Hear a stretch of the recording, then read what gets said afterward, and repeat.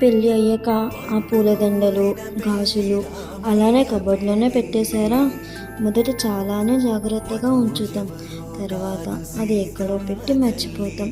కానీ అవే మీ జీవితంలో మొదటి రోజు గుర్తులు. పూలదండలు, పసుపు తాడు, గాజులు, రోజ్ ఫ్లవర్స్ ప్రతి ఒక్కటి మేము మెమరీగా జాగ్రత్తగా ప్రిజర్వ్ చేస్తాం. ప్రేమించడం ఎంత అందమో ఆ ప్రేమను గెలిపించుకోవడానికి ఇద్దరూ కలిసి చేసే పోరాటం అంతకంటే గొప్పది.